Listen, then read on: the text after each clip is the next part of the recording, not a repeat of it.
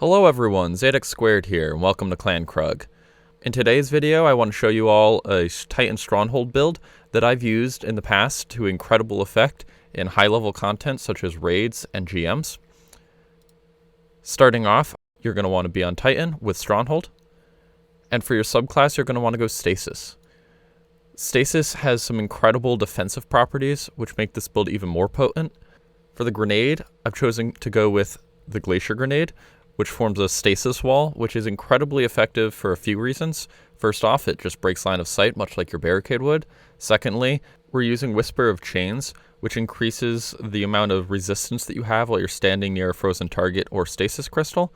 And then finally, shattering that stasis crystal gives us grenade regeneration and also creates stasis shards due to Tectonic Harvest, which when collected give us overshield and also charge with light due to our mods.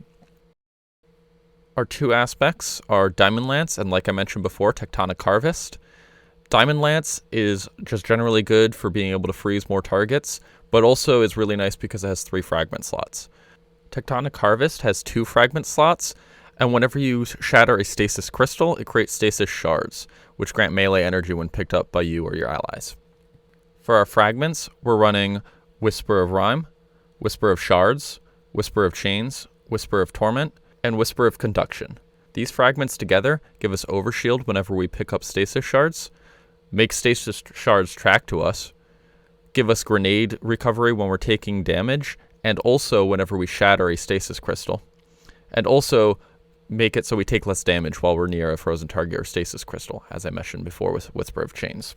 All of these together make us incredibly tanky, letting us throw down a lot of glacier grenades, and also just giving us charge with light and other great benefits. For our weapons, you have 2 options in the sword department that work really well.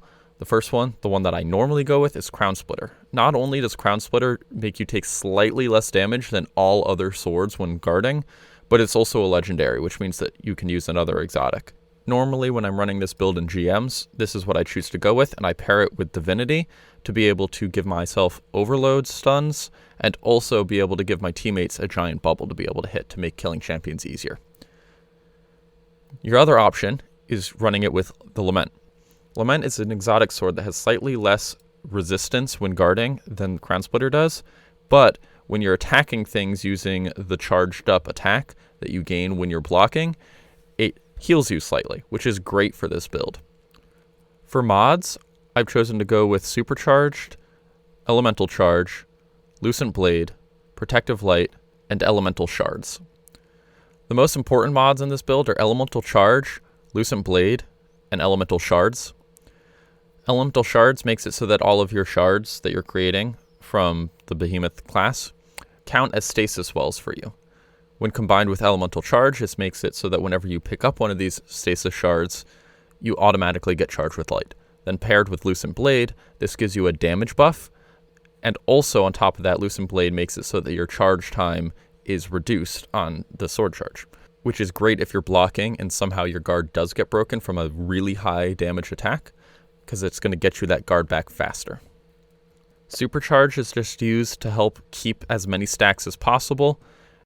Protective Light is just used as a slightly higher damage reduction, though it's kind of up to you what you want to run in this slot. Anything will really work here.